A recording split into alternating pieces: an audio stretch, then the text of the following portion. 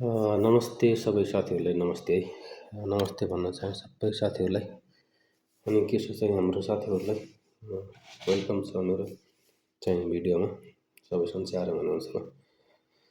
मैले चाहिँ एउटा भिडियो बनाउन गइरहेको छु। कस्तो भिडियो भन्दाखेरि चाहिँ नि एउटा पुरानो रीतिरिवाजको पुरानो रीतिरिवाज भन्दा पनि हाम्रो चाहिँ आफ्नो ठाउँमा आफ्नो एरियाको एउटा रीतिरिवाज वेशभूषा गायन र चालचलन सबै अलग अलग हुन्छ। पुरानो रीतिरिवाज अहिले चाहिँ त्यो रीतिरिवाज चाहिँ प्रायः छैन कहीँ पनि। हाम्रोतिर चाहिँ हाम्रो यो कास्की पोखरातिर चाहिँ हाम्रो गीत थियो पहिला। अहिले चाहिँ अहिलेको चाहिँ भाइ बहिनीलाई थाहा छैन, अहिले छैन पनि त्यो अहिले। पहिलाको चाहिँ त्यो मसम्मको पिँढीलाई थाहा छ। मैले पनि बुझ्छु, मैले अलिअलि जान्छु, मैले पनि बुझ्छु। यो ठाडो भाका हा भाका भन्ने गीत गाउँथे पहिला। त्यतिखेर म्युजिक सिस्टम थिएन, केही थिएन। तैपनि एकदम राम्रो गरेर गाउनुहुन्थ्यो। सबै दाजुभाइ दिदीबहिनी बसेर बिहा बर्तनमा त्यसमा पर्दाखेरि बेलुका मजाले सबै बसेर गाउनुहुन्थ्यो। अहिले त्यसको चाहिँ त्यो चलन चाहिँ हराइसक्यो। अहिले छैन त्यो प्रायः गीत पनि अहिलेको भाइ बहिनीले त्यो गीत पनि बुझ्नुहुन्न। त्यो अहिलेको गायो भने के गायो होला यस्तो भन्नुहुन्छ र तर त्यसमा मिठास र त्यसको पहिचान अलग्गै छ। आफ्नो ठाउँमा त्यसको छ, जस्तो पनि त्यसको आफ्नो पहिचान मिठास भनेको त्यो आफ्नो ठाउँमै छ। पहिलाको चाहिँ पुरानो भाका, एकदम पहिलाको पुरानो भाका चाहिँ एउटा छ। त्यसलाई कसरी गाउँथे र के गर्थे भन्ने कुरा म तपाईँहरूलाई चाहिँ एउटा गीत चाहिँ सुनाउन चाहन्छु। राम्रो नराम्रो कस्तो हुन्छ सुनिदिनु होला, हजुरले सुनिदिनु होला भन्न चाहन्छु। एउटा सानो टुक्का चाहिँ भन्न चाहन्छु, तपाईँले सुनिदिनु होला।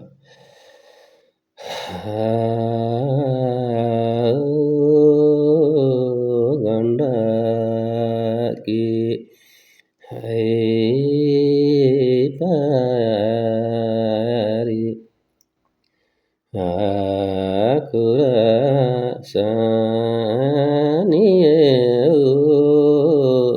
बारी त्योलाई पनि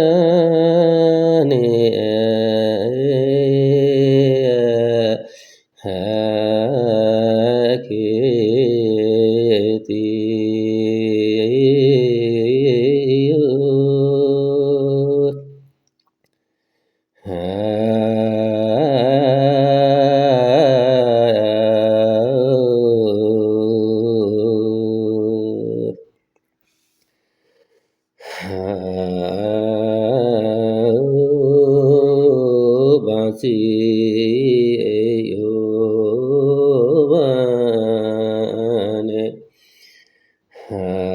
देखाबे हेटै होला हामै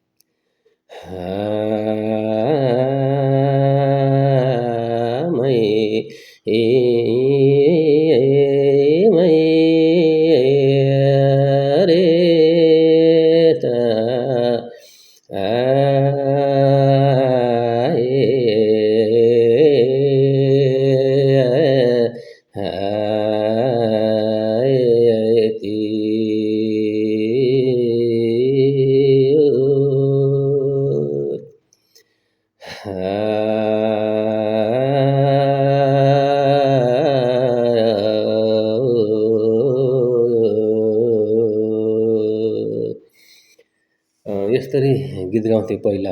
यो चाहिँ ठाडा भाका भन्छ हाम्रो कास्की पोखरातिर।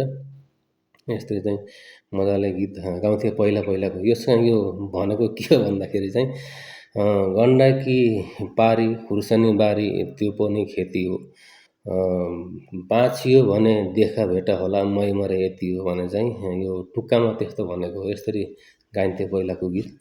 अहिले यस्तो गीतलाई चाहिँ जगेर्ना गर्नुपर्छ। यो चाहिँ पहिलाको पुरानो गीत हो। अहिले चाहिँ छैन अहिले हाम्रो गाउँतिर पनि गाउँदैनन्, अहिले हराइसक्यो, गाउँदैनन्, कोही गाउने मान्छे पनि छैनन् खासै। अब पहिला अब अहिले सबै डिस्को डान्स भन्छन्, डिजे बजाउँछन्, सबै डेक लगाउँछन्। अब मोबाइलमा सबै युट्युब इन्टरनेट सबै छ। यो छोडे यस्तो गाउन छोडे चाहिँ यस्तोलाई जगेर्ना चाहिँ गर्नुपर्छ। यो चाहिँ एकदम यसको चाहिँ मिठास, यसको बुझ्ने, यसकोमा लय भाका अलगै आफ्नै छ। यो चाहिँ यसरी गाउँछन्। अनि फेरि अर्को पनि एउटा सानो गाउँछु।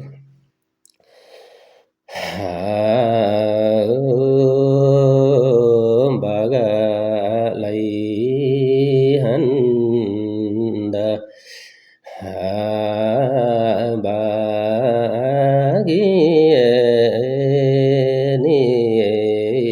मर्यो त्योलाई पारिया हेबी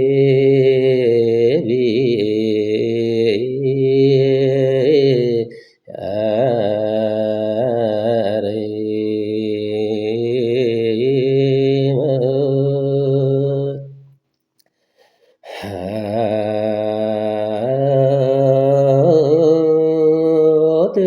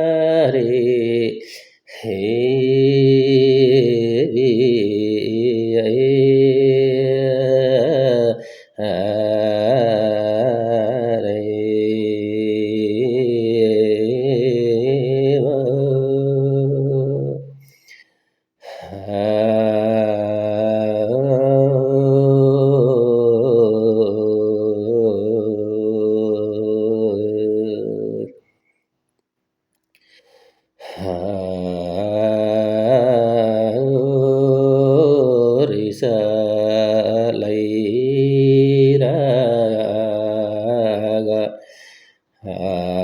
पैतालै हियो मुनि माया राखौँ